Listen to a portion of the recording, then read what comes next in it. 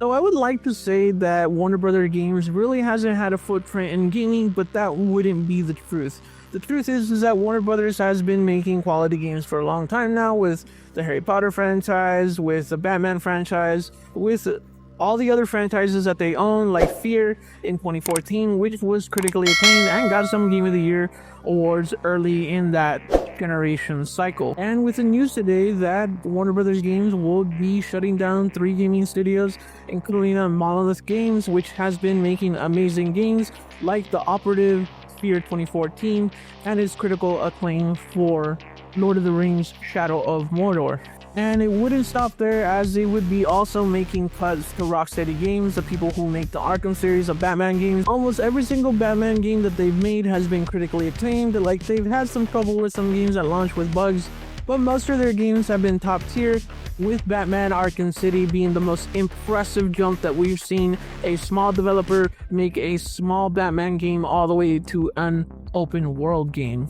But one of the closures that really bothered me, of course, was Monolith Games, because of the fact that they've made such incredible games. Not only that, but have made some amazing technology like the Nemesis System. If you haven't played Shadow of Mordor or any of the Lord of the Rings game universe of Shadow of Mordor, there was this system within it which basically allowed you to recruit, befriend, or kill and use different in order to put your handprint on everything that was in the game, and essentially control different people and backstab people or find out their weaknesses. It was just revolutionizing, and we hadn't seen something like that in a long time, which is why Warner Brother Games pretty much ended so nobody could use it. The funny thing about it is that with this closure, Wonder Woman, the game, was going to use this technology. It was going to use this technology, but now, more than likely, nobody's going to be able to use it. I would be very surprised if any of the Harry Potter games or the Batman games use the Nemesis system in any kind of way. But for some reason, Warner Brother Games is reluctant to use any of the technology that they've essentially put a lock and key on in order to try to make money off of it.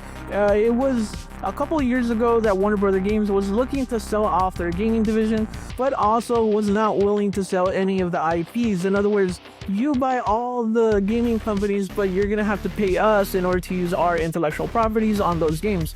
Which, again, I don't blame you for wanting to keep intellectual properties of Batman, Harry Potter, and all these other IPs that are bringing great value and good money.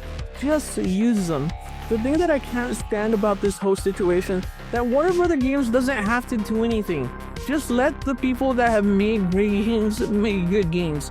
Let Rocksteady Games make a Batman game with a Nemesis system, and I guarantee you that it will be nominated for Game of the Year. Let Harry Potter use the Nemesis system, and I guarantee you that it will be nominated for Game of the Year. And not only that, it'll sell a lot. The Lord of the Rings franchise of Shadow of Mordor sold a good amount. While there was some hiccups with, of course, in-game currencies that more than likely was implemented by Warner Brother Games, and in order to make money off of it, this is the root to all their problems, is that Warner Brother Games wants to make an obscene amount of money. And the things that people go after nowadays is live service games, which, again, I don't blame you if you like the live service games. I love me some Fortnite, I love me some Apex, but not every studio is made for that. Not every studio is made to be able to make those type of games. There's a reason why Rocksteady Games struggled so badly when it came to Suicide Squad Kill the Justice League. There was a reason why, and they were just not a company to make live service games. They are a company that makes great beat 'em up Batman games and could probably make a different game that is not an online service game and still be good, but Batman is what they're good at making. My entire argument to all this is that not everything is going to make you Fortnite money, and not everything is going to be all-time high when it comes to record-breaking numbers in sales and also in your stock portfolio.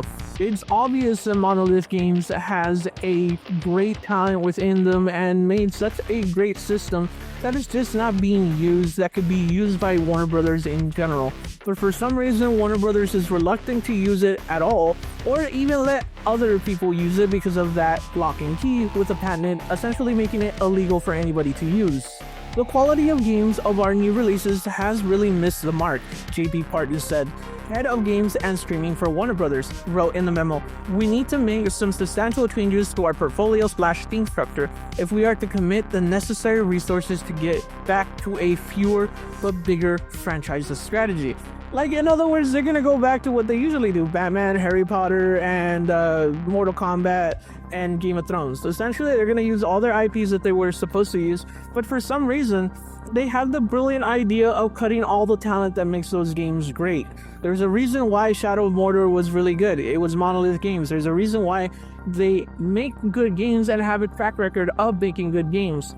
My entire, befuddlement or being bamboozled by the story is the fact that why not just let them do what they're gonna do?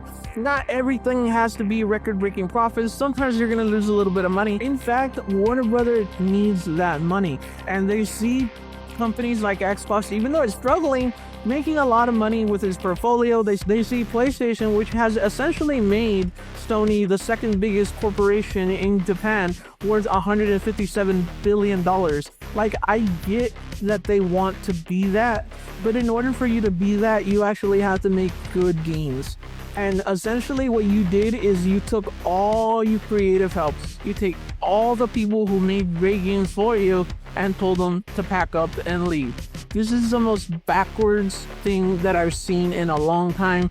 And again, the root to all of this is greed, and it's why it's killing gaming, and it's why things have been coming out so poorly or not at all. This generation of games has been defined by games that are glitchy and broken. I hate saying that. I really like the PlayStation 5 era and generation of games, the Xbox Series S and the Xbox Series X. There's a great generation, but if I were to have to define this generation, it is a generation of greed. Not only have controllers gone up, video games have gone up, subscriptions have gone up, and not only that, the games come buggy. It is an insane thing to think that your customers are going to do anything but not buy your product. I know I'm not going to buy a product that I can't see is well reviewed and has good people actually showing me that the game is good, that the game is fun and playable. I'm sorry, I don't have time to spend money on games that I don't think are going to be good and are more than likely not going to get the love and support that it needs from its corporations. Is why I stick to a certain company of games that I trust make good games. And of course, take a shot here and there with reviews of games that I've never heard of. And that is where a lot of good games are coming from. They're coming from indie developers that don't have that much money, that are trying to give it their all to make good games, and are putting people like WB Games to shame. It should be WB Games that has an iron fist when it comes to their portfolio. They have Harry Potter, they have Mortal Kombat, they have Game of Thrones. They have all these franchises that are primed and ready, and not only that, they have the talent to be able to do it as well.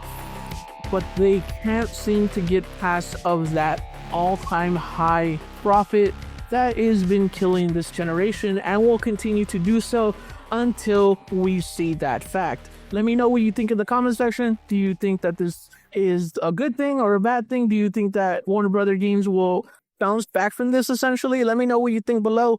And remember, you're pretty good.